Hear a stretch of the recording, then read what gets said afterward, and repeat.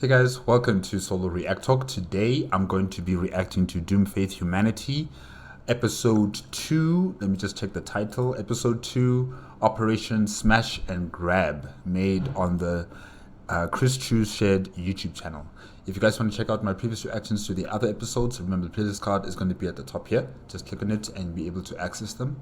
If you want to check out the original video as well as KRissCHu's shared YouTube channel, the links are going to be in the description below. Yes, episode 1, pecking order. We got to meet up with new characters, joining up with Bobson and Dusk. We have a Maccabian called Ramal Burgandi, a Krieger named John Gruber, a Commissar Katerina and her captain, Dan Kost, a first lieutenant, Gargota Stilix, and a second lieutenant, Gus Wild Knife. I don't like Wild Knife. I don't like Stilix. Those two are a bit shady for me. So we'll just have to wait and see what happens to them in the future. But let me try and reserve judgment on them. Maybe they will change as the episodes go by. You know, hopefully they will change their ways, and they will be team players instead of just loners. Hopefully. Thankfully, they have a commissar on the field as well, Commissar Katerina. She took charge immediately. She didn't negotiate. She didn't sweet talk. She didn't do any of the nicety kind of stuff. She just went straight to it, telling them who she is, her ranking, structure, and they have to fall in line. If they don't, they die. So yeah, it's good to have a commissar on the field here. And now with this entire group, I wonder what are they going to be doing now, because last we left them with episode 1, they were having shifts to sleep. So I wonder what's going to happen now, how they're going to survive on Brotal 4, how they're going to reach other Imperium of Man forces and mount a defense against this invasion from the Orcs. I guess we'll just have to wait and see. And yes, Operation Smash and Grab. Sounds like it's going to be an interesting episode. Okay, let's start. 3, 2, 1, go. It would seem the Emperor's favor still loomed over the newly formed squad, as the evening was blissfully uneventful. The worst Ritter had to go through during his shift was the constant feeling that everyone else in the room was secretly glaring at him, even though he was sure they were asleep. An insignificant thought in the grand scheme of things, but it was undeniable that he experienced a surge of relief when he switched out with Johann. Which, in turn, was a somewhat unpleasant affair, due to... Johann, not John. I called him John. Hold on. Let me just correct Gruber's first name here. Johann. Okay. Johann Gruber. Oh, I'll just call him by his last name, Gruber. Yeah. the Krieger's haughty demeanor. Overall, it was a dreamless night for the Brotelian.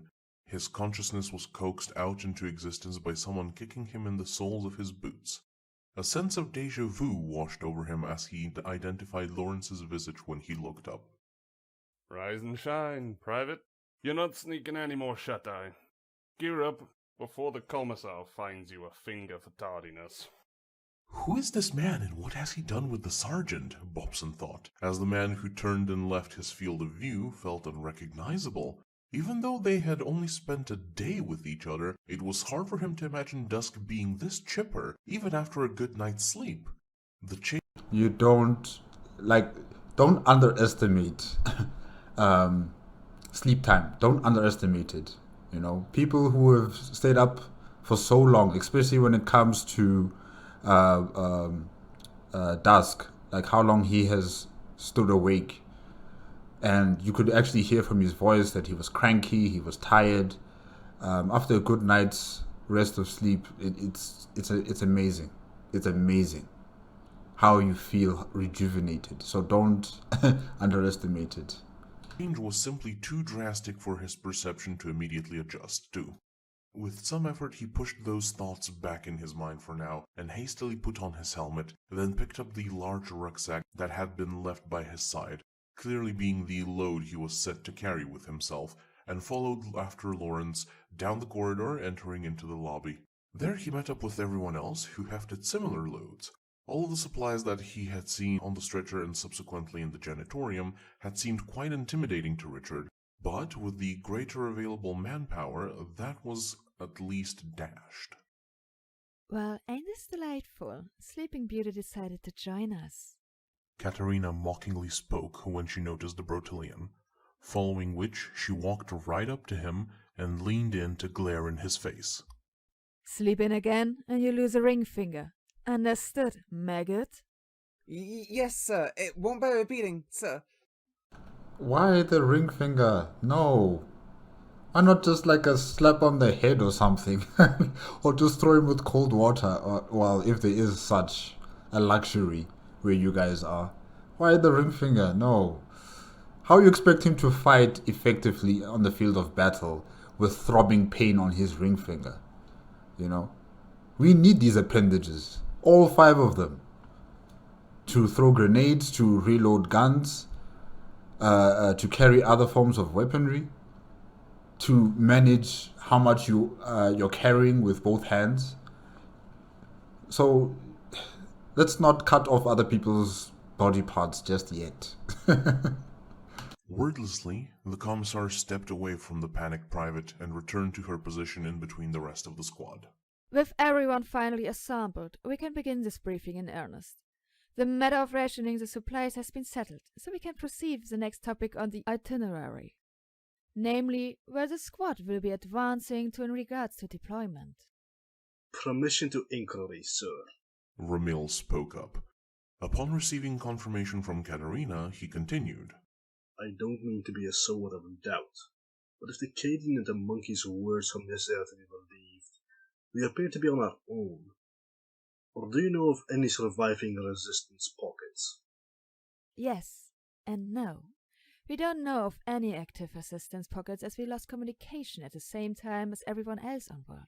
Whether intentionally or by dumb luck, I still hate it when the Greenskins accomplish anything moderately intelligent, like disabling all the communication arrays in orbit in this case.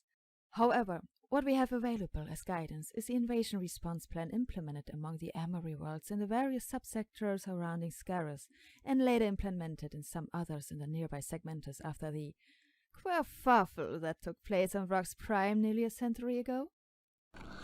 You know, it's quite a surprise. You would expect that an Amory world would have not only satellite communication, right, but also, like undersea cabling communications, like fiber optic cables or something of that type, crisscrossing across the entire planet.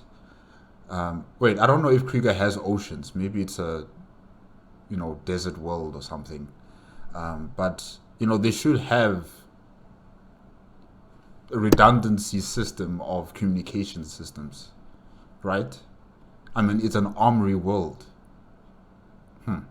Upon the mention of that infernal world's name, the air of the gathering thickened uncomfortably.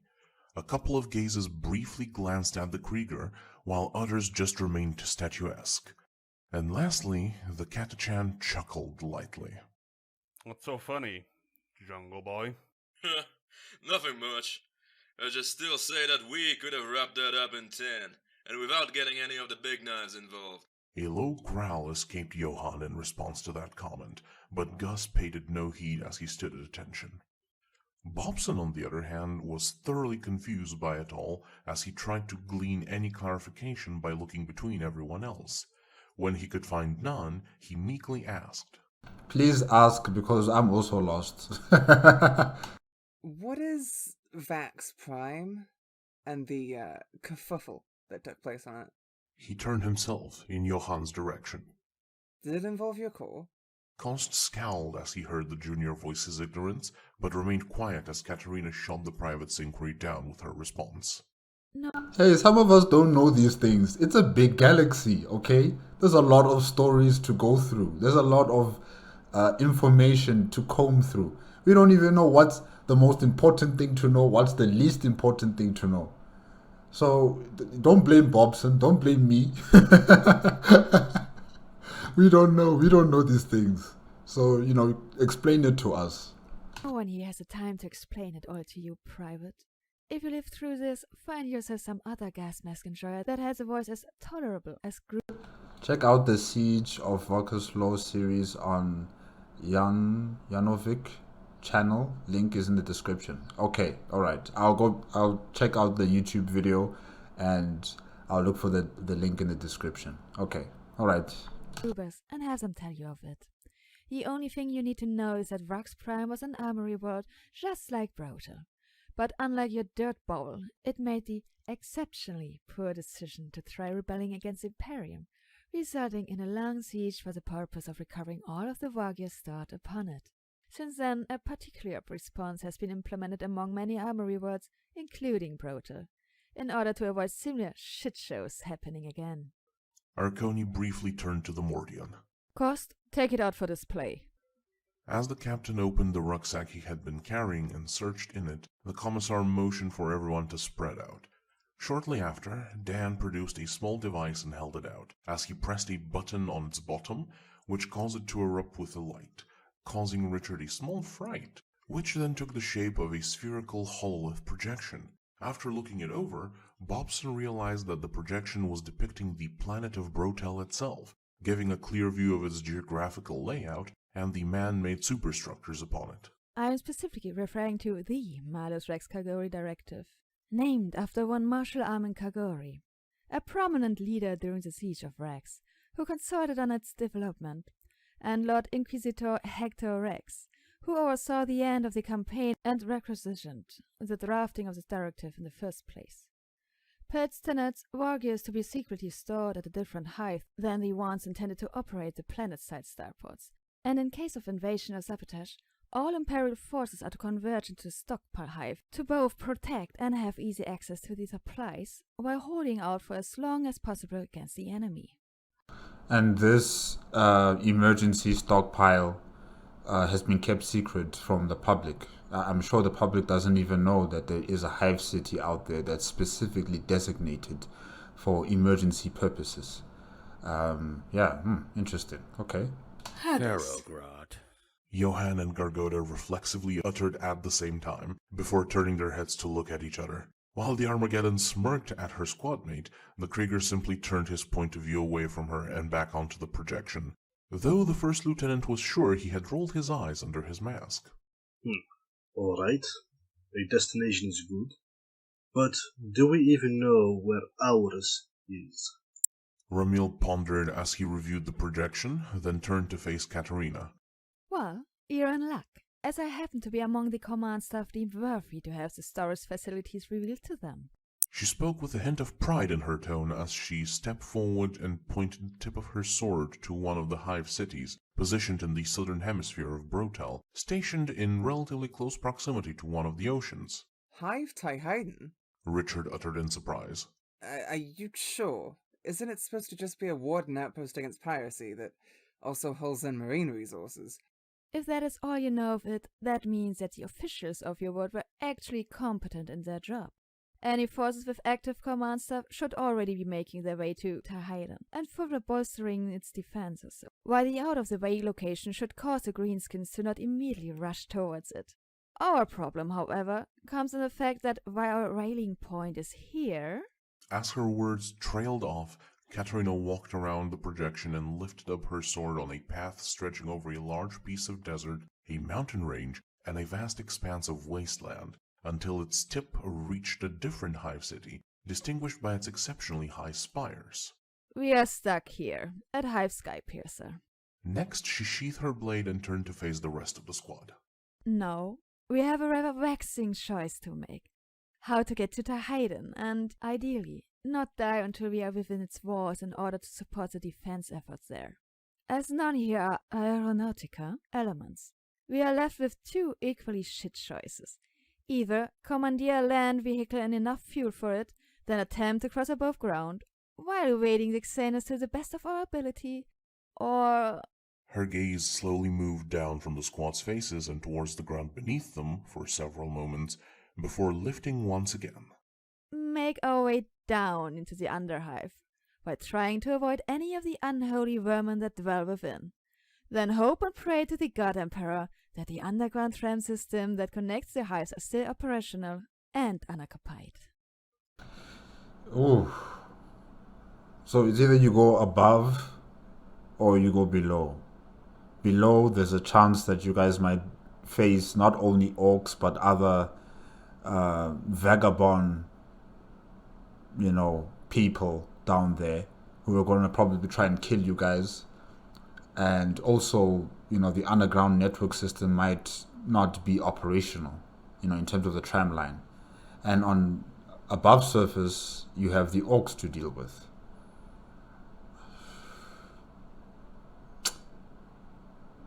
I would take my chances on the surface.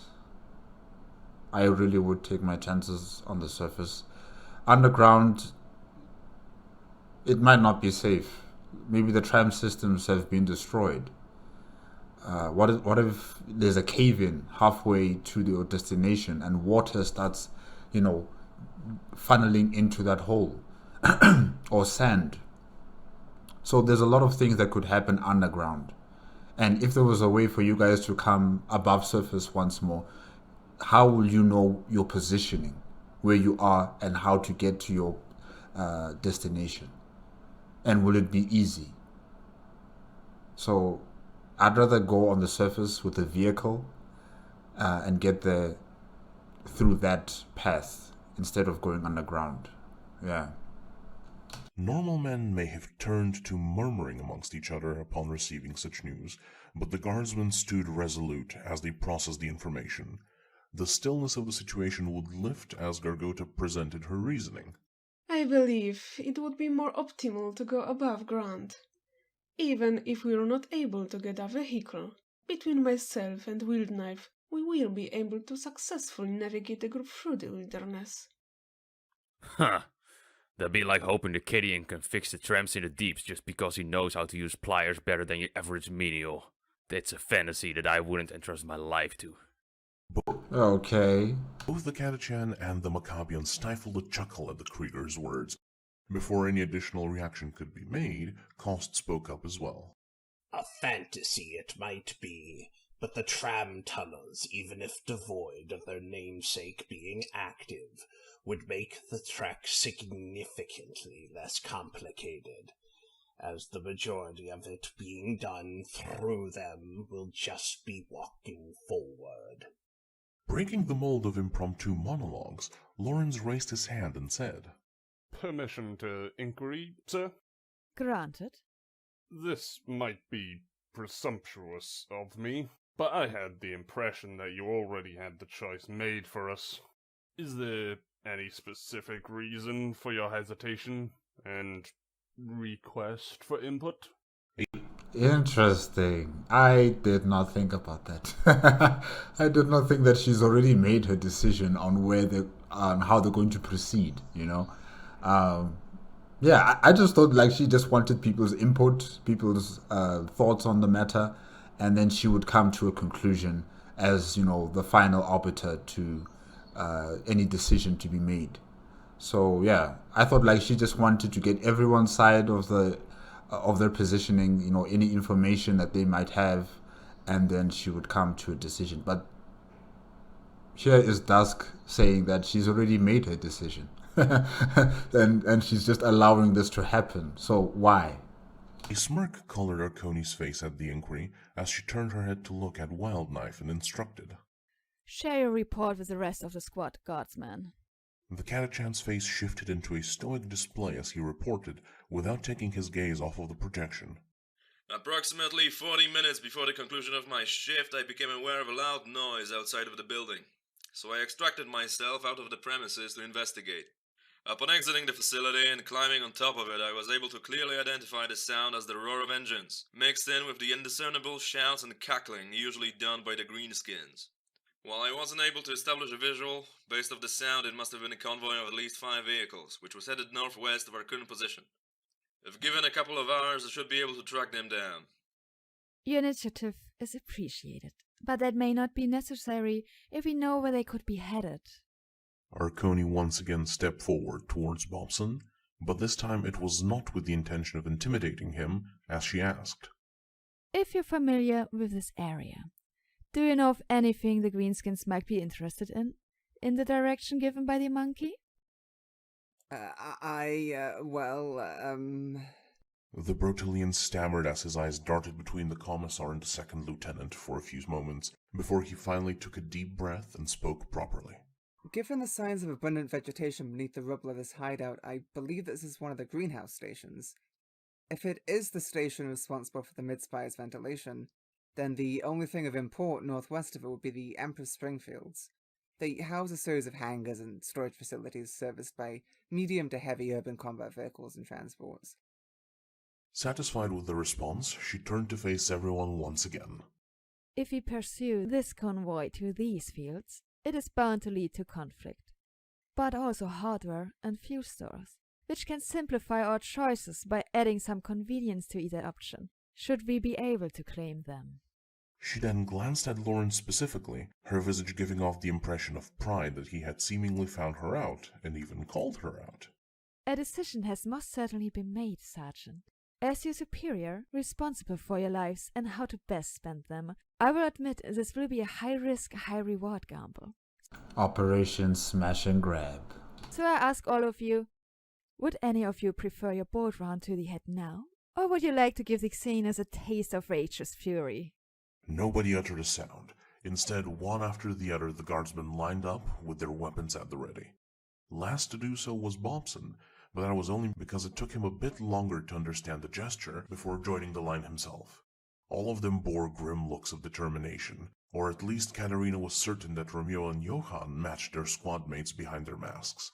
This time she permitted herself a small chuckle before stating, Let's disturb their calm with some nice, fast and violent escalation of hostilities. The commissar dramatically turned around and began walking out of the building. Wordlessly, Kost shut off the hololith, returned to his rucksack on his back, and walked after her, followed by the rest. Distribute today's rations to each other and get a move on. We advance for Operation Smash and Grab. Whatever notion of comfort existed in this haggard ruin would be abandoned this morning, as the whole squad ventured out of it. The only delay to their march was the initial distribution of rations, a single protein pack with a quarter-liter of water, which were hastily consumed on the go. While the journey from the greenhouse station to the hangar fields took nearly 6 hours, it was a significantly smoother trek than the initial one Richard had undertaken with Lawrence, by virtue of the group utilizing the intact sections of highway and the expertise of the commandos when it came to navigating difficult terrain. He was more than happy to sing Gargota's praises, but despite his understandable dislike of Gus, Bobson had to grudgingly commend his skills as well. Of course, nothing was actually voiced as the squad traveled as secretively as possible, leaving talking to only be done when absolutely necessary, and only by the staff critical for this segment of the mission, a responsibility that the private did not share. On their way, they encountered and disposed of a handful of Gretchen, barely a dozen at most, if one cared to count, who were all thankfully just scattered individually or in pairs, likely for the purpose of scouting. The most difficult challenge the squad faced, however, had to be the unholy stench. Despite the carrion predations of the Xenos, there were still uncountable bodies of innocent Imperial citizens buried in the destruction wrought by the Space Hulks and the subsequent Greenskin attacks. Oh no. Ugh. And there's no emergency services, trying to clean up the mess and trying to look for survivors. Like, this entire planet has been left in chaos. This is bad. Finding them all would be an impossible task, but after 4 days, their presence, or more specifically, their decay, was making itself abundantly clear. It was further enhanced by the leftover filth of the orcoids and by the ventilation vents, which by now had begun failing in their purpose as no one was maintaining them. Whenever the squad had to traverse the ruin of a hab block, the concentrated miasma of the deceased made everyone's stomach nearly empty out their rations. At least that is what Richard, the only one who showed visible signs of it, assumed, as he could not believe that a normal human could withstand such an assault on their respiratory system. The only exception to it that his mind could conceive was Gruba, exclusively due to his respirator and gas mask. In a moment of blissful ignorance of the cultures beyond his homeworld, the Brotelian absent-mindedly wished that he himself had been a Krieger, if only to just have access to a ventilated face covering for this occasion. If only you knew the truth, Bobson. If only. Eventually, this period of suffering would end as the squad apparently reached their destination. The stench itself was still present, but with their target in reach, their will for vengeance against the alien invaders managed to overtake the nausea caused by the air quality. All in all, it was surprising how sparse the defenses to the Emperor's Springfields were. In fact, there wasn't really anything they could call defenses that stood in the guardsmen's way. Yes, the Greenskins were inferior creatures to the glory of humanity in every way, but Katarina had expected at least marginal resistance to such a notable trove of assets. The true nature of the situation revealed itself to her when they set foot into the fields proper and began a sweep of their entry point. Desolate and empty, every hangar they passed by was picked clean, with nothing left in it. Apparently, the enemy had swept over the fields like a locust tide, stripping the resources and scurrying off. Curses began to boil in everyone's minds, but before they could be uttered, a distant detail stifled them. Noise. Swiftly and silently, the eight scurried towards it. In their advance, they came before an elevation created by the corpses of several collapsed buildings, stretching several stories high. Though likely by the Emperor's blessing, one of the centerpiece structures appeared to be intact. Not wasting the opportunity, they infiltrated it, climbing up 5 stories, all of which were equally derelict and abandoned, until the sound felt on equal level with them. With a few quick gestures, the Commissar indicated for the commandos to sweep and secure the perimeter, while the rest advanced with her into the room closest to the noise. I don't think it's, humans who are fixing a vehicle or something like that. It must be orcs. Probably there must be like a mech boy there, and those orcs that focus on speed, creating their wagons for battle. And yeah, it must be the orcs. It can't be humans. Not now. Yeah, since the rest of the place has been picked clean, I'm sure the orcs must have killed anyone who is not an orc in the area. In it, the stench of death would be banished by a hotter mix of smoke and oil, pouring in from a large window hole in the wall, as well as the no longer existing doors of a side room, which connected to another hole that was lower to the floor. Johann and Ramil secured the side room, while the rest pressed themselves against the remainder of the wall under the window hole. Carefully, Lawrence poked his head out, seeing that immediately on the other side was a slope of debris leading up to the hole in the side room, seemingly making it a door into the building. Using his binoculars, he traced down the slope, his vision ending on another set of hangars, poorly converted into workshops of some kind, and a gaggle of Xenos scurrying between them. Contact. Straight ahead. I'm counting 13 small fries and 4 orcs. Dusk reported as Katarina herself poked her head out and confirmed the terrain of her position. Whatever value this place may have had is stashed down there. She muttered as she observed the enemy position before asking, Estimation of the force threat level? Suboptimal. They seem to be slightly bigger than Monkey. Cleanup shouldn't be too... oh, fuck. So, make that 5. And that one is problematic. The Cadian's tone shifted from neutral to a concerned one as he handed the binoculars to Arconi. Looking through it, she could see the cause of his concern. Out of a nearby workshop walked out another orc, towering by a full head over the others, clad in what seemed like a repair servitor's attire, and with a strange mechanical contraption strapped to his back, Mech boy. which crackled with energy. Its bulk also seemed to be close to double that of the other orcs, as it began shouting at one of them and smacked it in the side with a giant wrench, sending it sliding on the ground. Perimeter clear and secure. Gargota's voice interrupted the sightseeing as she and Gus returned to the squad. Good work. I need a report on any other breaches besides the ones here. We only came across one that extends 2 floors down and exits at the base of the rubble pile that reaches up to this floor. Taking Gargota's words into consideration, the Commissar brought a fist over her lips in thought. Shortly after, Her pondering was interrupted by the roar of an engine. Peeking out again, they spotted a ramshackle vehicle approaching the larger orc's location at significant speed. With a swerve, it stopped itself within a man's length away from him, following which 3 more orcs stepped off from it. One was about the same size as the large one, while the 2 others were more akin to the smaller ones. As the aliens approached each other, Arconi glanced at the Armageddon and asked, Lieutenant Steelix, how much expertise do you have when it comes to greenskins? Are you able to understand their speech? It's possible to understand those things speaking? Richard mumbled out, but was duly ignored. Affirmative. Distance might make it a bit difficult to hear, but the acoustics might be just fine. Upon stating so, Gargota also pressed herself next to the cover and leaned as much as possible towards the window hole without revealing herself.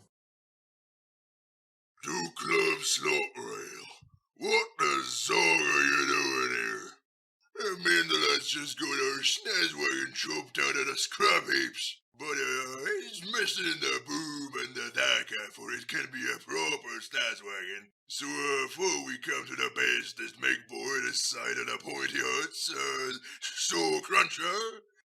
Duke Club appeared extremely excited as he presented, striking a pose at the end as he pointed with both hands at the mech. But after a couple of moments of seeing no reaction, he shifted to a casual stance and tone. "Like, we need some gubbins and daca for it. Can you paint it red, like real fast? 'Cause we gots to go." We got to go. "Bestest? Ha!" Saw Cruncher mockingly laughed before talking back with obvious irritation in his voice. "You mean the only make boy this side of the pointy huts? Wasn't even a day since the shops got set up when the boss looted all the flashiest scrap, daca and gubbins in this stupid place. And soon as he did that, he took all the mechs off to some big Ayumi place. Let me in charge of scrapping what's left there, but only with green gits rolled out of the ground." As he said so, the mech glanced to the side, spotting one of his subordinate orcs bending a plate of scrap metal, prompting him to barge over and yell. So the orcs are mobilizing. They're heading somewhere. Could it be, the hive city that has all the emergency military resources meant for the Imperium of Men? Or maybe they're heading somewhere else. Huh. No, you stupid git. This here's supposed to be a faceplate for a killer can, not a bike frame. You have to make it smooth and curved. Go fix it now. The tirade was followed by a vicious smack from Sawcrunch's wrench, knocking out a couple of teeth from the smaller orc, who then ran away to fix his mistake, as a nearby grot picked up the teeth and climbed upon the mech's shoulder, then deposited them in a pouch on his apron. At least one of yous knows how to work, right? Right, so you're gonna fix me snazwagon with some red and daca? With some red and daca? I like the way this guy talks. You're gonna need teeth. Duklub searched his pockets for a brief moment before pulling them out and revealing that they contained nothing. Nah, I punched me lads in and outies for the red service and getting the wagon in the first place. Sawcruncher smacked a hand over his face, the impact reverberating throughout the fields. I swear I'ma punch your own teeth out. Ever since the boss left, it's been nothing but pansies and gits coming by, making idiotic requests. As he spoke, he approached the snaz wagon and inspected it. Like this bozo bucket dome. Moron thinks he's so special just 'cause he be almost big enough to be an orb. What's he done to get you so worked up, mate? Took a bunch of me grots to go looting down south, including me lucky grot. He's a great grot. They went down south with the grots. Yeah, definitely the orcs are mobilizing to attack the hive cities on the southern continent, probably. Very observant. Spots little things a lot. I swear to Mork, if he don't bring it to me in one piece, next time he brings his scrubjet for fixing, I'ma paint his engine yellow and put explosive squig in the propeller. Duclub shuddered at the thought. Oi, that's an eight-gunning scheme right there, so Cruncher. You's definitely the best make boy round. Guess to be worried about made the boss of this place. The wrathful expression on the mech boy's face shifted into one of confusion, then into a satisfied smile as his brain processed the driver orc's words. You know what? You're right. I do be pretty great. Must be why the boys believed in me. You know what? We got some spare red I can hook you up with. But Daka, you gotta find yourself. After saying so, Cruncher called out to the closest orc. Oi, go squeeze out 2 more humies, then feed the rest to the guard squig. Oh, go squeeze out 2 more humies. Okay, wow. We'll be doing some painting. Well, what are they saying? It's a bit hard to pin the dialect. They were saying a lot. But from what I could piece together, the one that stepped off of the vehicle was bartering to have it refitted and repainted. The one that looks like a tech adept barely agreed after venting about how their leader moved the majority of their troops to a location that is either larger than this one or more heavily populated. He also complained about how a higher-ranking Xeno took some of his standing forces to conduct raids in the southern region of the Hive. Upon mentioning that, Lawrence was hit by a small realization, prompting him to ask Gargota. Did he say anything more specific about the higher ranking orc? Any description or the like? She shrugged in response before adding. He called him Bucket Dome, I think. Also made a particular note of a lucky grot, which was good at spotting things. Hearing this, Richard was struck with the same realization as he looked to the sergeant. Could it be? Dusk nodded in affirmation, following which he spoke. I think this might be in reference to the large orc me and the kid encountered before the squad was assembled. The same one you and the Katachan killed. With those words, everyone shifted their gaze towards the orcish head impaled on the spear harnessed on the Armageddon's back. While the rest were mulling over the coincidence of the situation, Katerina bit her lip and then spoke up. Everyone, give her up. I have a plan. Oi! A soft bellow caught the attention of the large orcs, prompting them to turn around and look at the decrepit shell of the building looming over their section of the fields. Oi! Can you kids hear me? Within a hole in the wall, the head of an orc that was clearly bigger than the pair was poking out, glaring at them, albeit seeming a bit more wobbly than normal. Yous know this git? I think, but that can't be him. He's not looking right. But Cruncher squinted his eyes before they widened in disbelief, and he yelled, Oi, Bucket Loom! Where have you been? And why is your voice sounding all funny? Drank a tanko, me, full? Drank a tango you me feel? Who is talking? Who is it? Steelix? Oh my gosh. A zog. Cruncher cursed under his breath and turned to Duclub. No kid ever listens to me. I keep telling them, don't know them the Humies stuff, cause it's bad for you. Just know them the Humies, but no, let's just ignore the big boy. Following which he yelled back at his superior. Whatever. Do you got me lucky grot with you? Yes, with me, alright. Well, bring him over. I can't. Why? I'm stuck. How?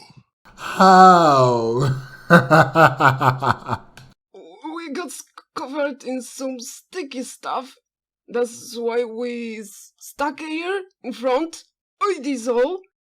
Make him say something. I wanna hear him. Can't. He's got the sticky stuff on his face. Can't talk. By this point, Cruncher was squeezing his head in both hands out of frustration. You! he bellowed at one of the smaller orcs. Go up there and get me grot, for I go up there and snake nugget. As the servile greenskin rushed towards and then up the pile of rubble, all eyes were on him, due to which no one spotted the shapes that skulked about on the side, obscured by the settled destruction. He stepped in through the smaller hole on the side as it was easier to go through, and then turned to go in the next room.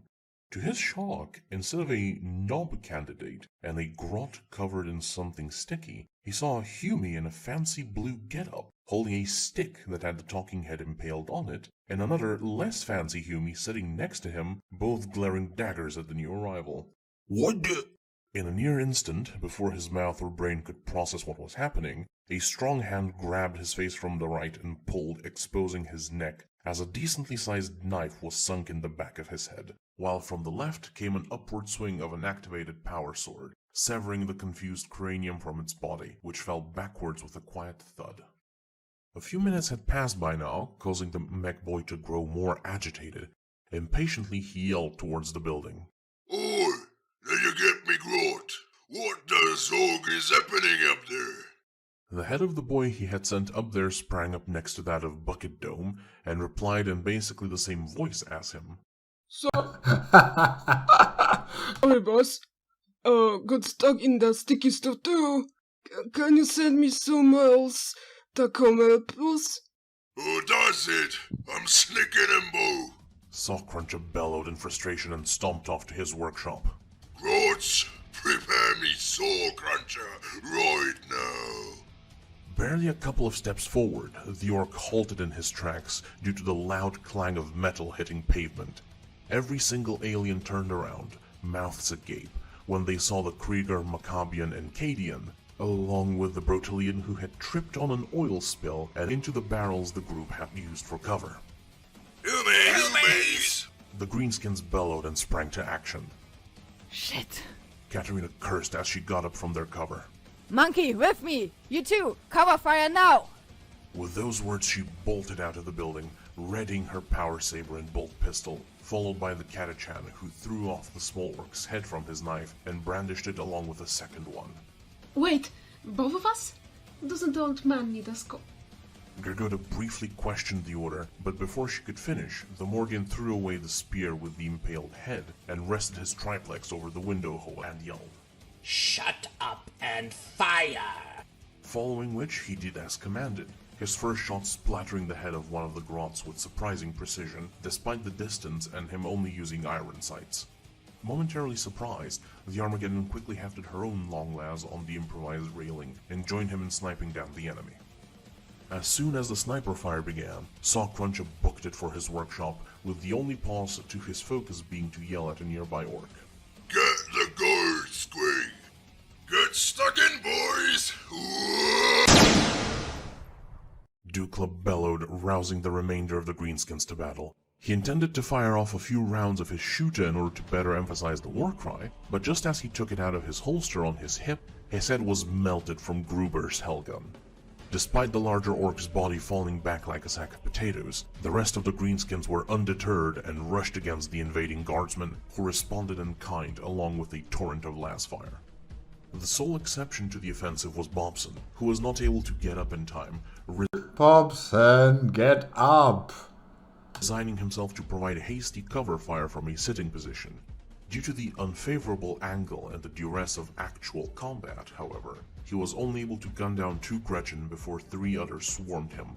2 of them were disarmed and began gnawing on his legs, while the third leaped onto the private's chest, pinning him to the ground, and began to viciously stab with a sharpened piece of metal.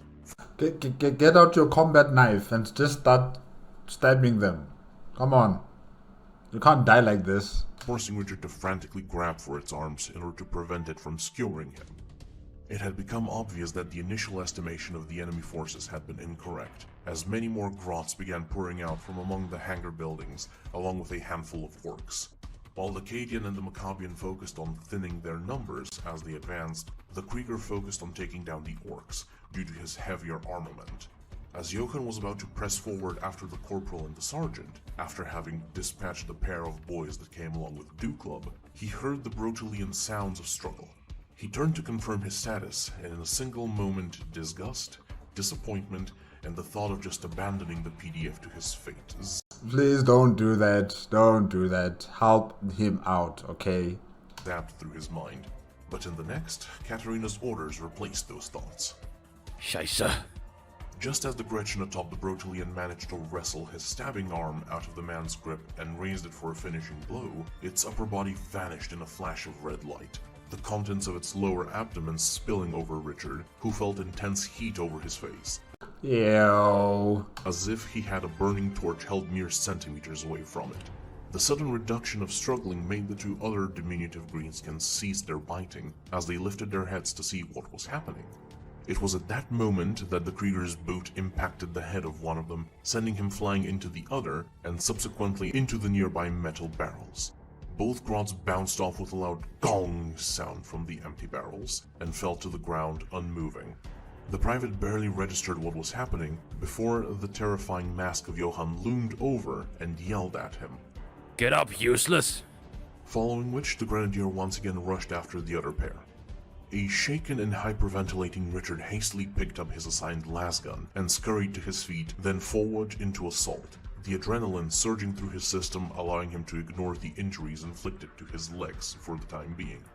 The remaining pair of the Gittish orcs who were initially sighted had gone to cover behind some metal crates, firing their shooters at the assaulting formation, trying to hold out until their reinforcements arrived. A hope that was hard-pressed to be fulfilled, both because said reinforcements were getting picked off by Kost and Steelix, and because their position would be assaulted from the flank by Arconian Wildknife's charge. Gus was the first to reach the pair, sinking his knives into the neck of one and slicing its head off. This, however, made the other orc aware of them, so it backpedaled towards the workshop as the commissar lunged at it. The second lieutenant was about to jump in and assist her in the matter when he saw two more orcs rushing from the buildings on the side, armed with choppas. Bogies on our 9, sir. I got him. Katarina did not give any acknowledgement to his words, as she believed in the Catachan to deal with the matter as he had promised, so she instead focused on pressing her attack on the greenskin before her, using only her saber for now in order to preserve her bolt rounds. As he was about to enter the mech boy's workshop, the smaller orc was slammed by something metallic from the side and was then splattered against the building's wall. Out of the workshop stepped Sawcruncha, looming over Arconi with both of his arms encased in metal, one ending in a spinning buzzsaw and the other in a large mechanical claw. Oh, some sort of like an oak power armor. Oh yeah. Alright. Good luck, Katarina. Gritting her teeth, the commissar pointed the bolt pistol at him and fired twice as she yelled. Die, filth! Unfortunately for her, the mech boy was able to lift his claw just in time to make the two bolt rounds bounce up into the doorframe of the workshop. He then closed the distance with a bellow of forcing Katarina to go on the defensive, evading the swipes of both of his armaments. On the opposite side of the field, Lorenz and Ramil had split up as they chased down the now running Gretchen. The Maccabian cornered the last three in one of the shoddy constructions of the greenskins and mercilessly gunned them down. However, their coming here was more of a trap for him than for themselves, as when the last grot was splattered, Sawcrunch's guard squig burst from the walls onto his side, tackling the man to the ground, as the orc sent to get him followed. Before he could disengage into a more favorable stance, Burgundy found himself in the jaws of the beast, who had chomped on his torso from the side. Deeming him snicked, the orc just ran by, armed with a shoot and ready to engage the scrap. By some miracle, however, while the squig was big enough to tackle and thrash its target, the vicious flesh ball with teeth lacked the bite force to pierce the corporal's carapace chest guard. Unable to get a good shot among the thrashing, Ramil instead flipped his hold on his lasgun and sank its bayonet up to the muzzle into the monster's skull, then twisted it several times. Its movement ceased near instantly, allowing him to stand up and rush after the orc, while firing at it. One of his shots pierced the back of the greenskin's leg, causing it to stumble and hold. Before it could turn around and react, the steel of the bayonet found itself at the base of its spine. Mustering all of his strength and zeal, Ramil let out a wrathful cry as he pushed his lasgun upwards, cutting open the length of the orc's back and forcing it to fall forward on its face. Ugh. Wow. Ramal, oh gosh. you don't want to make mistakes here. Like, you are You are vicious, really. Oh. Still under the influence of bloodlust, he then put 3 shots into the alien's head, splattering it completely before he returned to his senses and ran back to the main engagement. In the meantime, Lawrence's prey led him to one of the larger hangars. Something had roared out of it before they had reached it, which had made the Cadian approach with more caution. He poked the muzzle of his lasgun from the side of the entrance, which was met with a surge of Daka pouring out, prompting him to pull back. About 10 seconds later, the shooting ceased, followed by several chitters of worry. That is when the sergeant rushed in, gunning down 4 grots as the remaining 3 scattered to all sides like vermin. Among the darkness of the hangar, Dusk was pleasantly surprised to see a few trucks. Proper Imperial trucks. Nearly all appeared to be gutted for parts, but one seemed to be completely intact. Immediately, the Cadian moved in and began sweeping between the vehicles in order to clear the place out and protect the hardware. However, as he did so, he found no trace of the vile Xenos.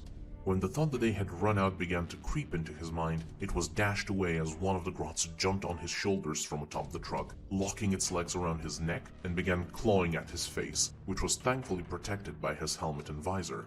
With the man distracted, the second greenskin jumped out from under one of the trucks and stabbed Lawrence in the thigh with a small knife, while the third actually attempted to run out of the hangar.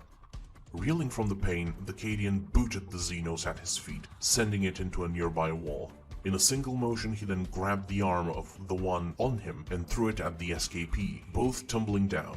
Several last shots shredded through the pair, after which the last grot barely came back to consciousness when Dusk loomed over it and stomped its head into the wall.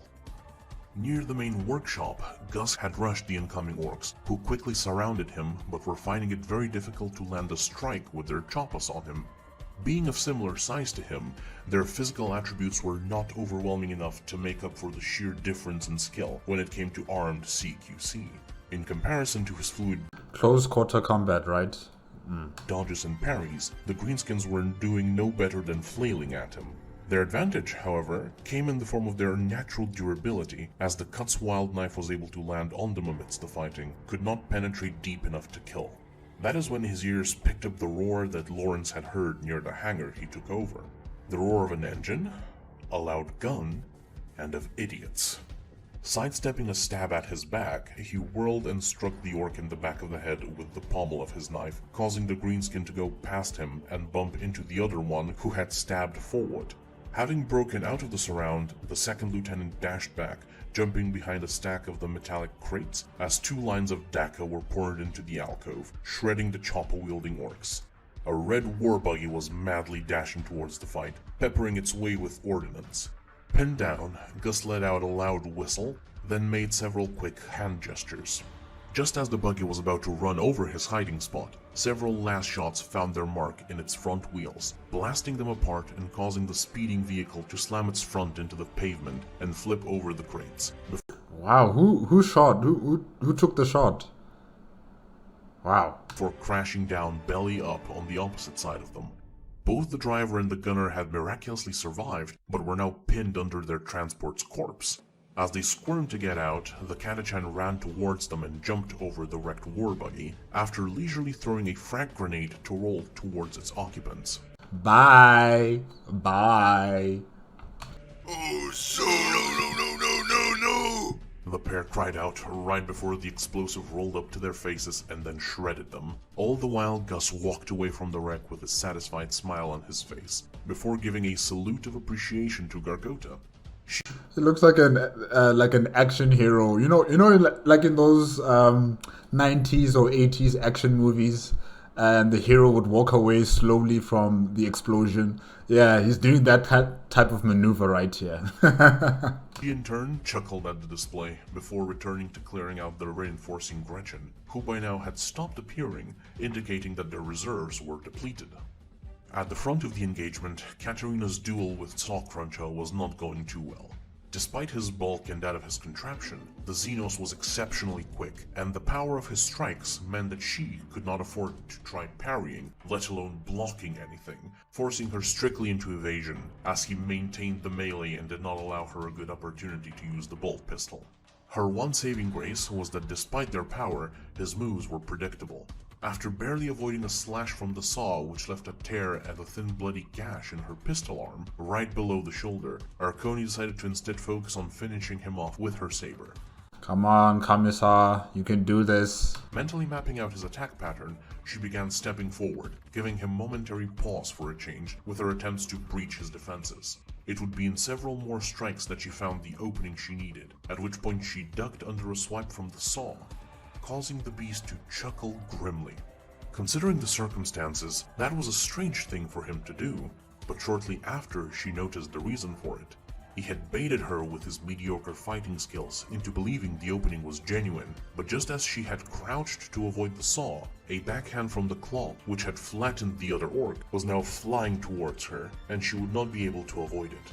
Split seconds stood between her and Grisly Doom, her mind frantically searching for a solution, until, in a blend of pure instinct and tactical brilliance, she used her crab position to jump backwards, and when the claw struck, she grasped onto it, allowing her body to be carried by its momentum instead of trying to stop it. Arconi had avoided being splattered, but now found herself in the unenviable position of clinging onto the orc's claw. What? Suck off me, Cruncher! Saw Cruncher yelled at her as he began to furiously flail his claw arm. But in peak Hume rudeness, the lady with the pointy hat I like the image illustration here. refused his polite request and instead held on for dear life, using this as a reprieve with which to come up with a plan of action. It was then that the Mordian had finished clearing the last wave of grots he was focusing on and spotted their scuffle. Grimacing under his cap, Kost reached towards his lasgun's dial and slammed the triplex into its maximum fire setting. Move to the side unless you want to roast, he commanded to Steelix. Initially confused, she stepped to the side, giving him ample space to operate. Utterly consumed by rage due to his brilliant maneuver being foiled, the Megboy had become almost feral in its trashing, until finally he lifted up his saw arm and swung down in an attempt to split Katarina's head. Before it could land, however, a shot pierced through the scrap of the claw arm, puncturing the orc's shoulder, which destabilized his motion, resulting in the saw going through his claw arm, sawing it off at the bicep. The Commissar fell on her back, still clutching the claw, as the Megboy yelled in pain and cursed about his good arm. My good arm! In the middle of the cursing, another hotshot penetrated the power pack on his back, causing its energies to begin flaring up. Bye-bye. Bye-bye. Bye-bye. It's nice knowing you. Saw Cruncher, it was nice knowing you. Oh, no, not the pack! Not the pack! Saw Cruncher yelled, fear present on his face, as he spun around his axis, trying to take off the pack with his bleeding stump and saw. Not wasting any time from this given opportunity, Katarina quickly stood up and took aim, before sending a bolt straight into the power pack as well. Her opponent had only a second to stare at her, and just as he was about to use some filthy Xeno word at her, the pack, and his upper body, exploded in a shower of gore. Breathing heavily, Arconi shook her head and then called out to the squad. Kill them all! Leave no stinking sinners alive! For the Emperor! For the Emperor! Less than 10 minutes later, the area was cleansed of greenskins. After he was done administering the required amount of medical attention to those in need of it, Johann, along with Gus, began gathering the aliens' bodies in one place, which would be turned into a pyre, set up to then burn down the rest of the fields, as to prevent their spores from taking root. While the rest... Good, very good. Because we know, killing orcs it's not the end of it. You have to make sure that they won't be able to come back again. Therefore, you need to burn them. You need to make sure that the land is scoured of any trace of any orc seedlings that are going to be, growing later on down the line. So yeah, good. Save for Katarina, who was overseeing the matters, and Lawrence, who was tasked with getting the truck he had secured ready for travel, were gathering whatever supplies they could salvage. The only one sticking out like a sore thumb was Richard. After the battle had ended, everyone, including Lawrence, had become much colder than usual to him, which, along with the threatening scolding given to him by the Commissar, had further beaten out any positive emotions previously left in him. Yeah, you have gone through a baptism of fire for the second time now. The first time was when the orcs arrived, and now the second time during this battle against the orcs. Look, you're still new to all of this. Hopefully, they won't be too hard on you, and yeah, good luck to you in future battles. I think you'll do well. Yeah, this was just your first time dealing with something like this, and you'll learn from this. You'll learn from this experience. He was carrying 2 large tubs of fuel to the hangar where Dusk was conducting repairs and maintenance. Reporting in with the last of the fuel we found. With these stored, we're done loading. He sheepishly addressed the sergeant. Yeah. Just get them on. I'm busy now. Oh, now. How did the toaster lady used to do the company centaur? Lowering his head at the cold response, the Brotelian left the Cadian to continue mulling over what he remembered about vehicle repair and to perform the necessary sermons for its machine spirit. With all of the supplies loaded, the squad boarded. The captain helmed the wheel, being the only properly experienced driver among them, Nice truck. with the commissar seated next to him and the first lieutenant seated on the opposite side of the frontmost seat, overlooking the terrain from that side of the vehicle. The second lieutenant, sergeant, corporal, and quartermaster occupied the seating area behind them, and in the far back, Richard sat among the supplies, tasked with fixing up the damaged uniforms. Cost started the engine without much ceremony, and their squad was off, leaving behind the inferno of the Emperor's Springfields. Gargota looked back at the fire with a hint of melancholy, before facing forward and muttering. That sure reminds me of home. The season of fire must be happening just now. After no one gave a reaction to her words, she instead turned her head to look at Dan, with a polite smile on her features, and asked, Say, old man, you were really impressive back there. How come you can shoot so well without using any kind of scope? In response, the Mordian would slowly turn his head to look back at her, although his cap prevented her from seeing his eyes, and then, just as slowly, looked back at the road, uttering only a single word. Practice. That answer left the Armageddon slightly puzzled, but also disappointed by the prospect of this being a silent trip. Katerina, on the other hand, chuckled at it. Richard would have loved to vocalize a laugh at the situation, as he did find it amusing, but he remained silent, sewing up the uniforms.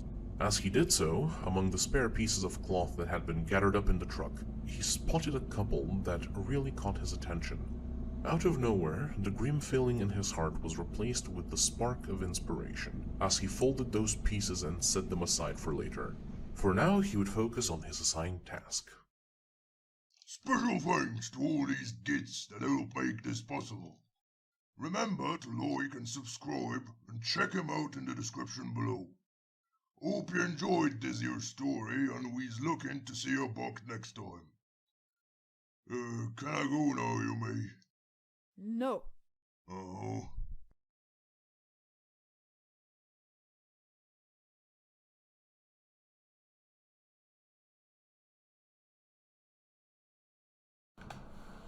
Okay, guys, that is it. That is it with episode 2.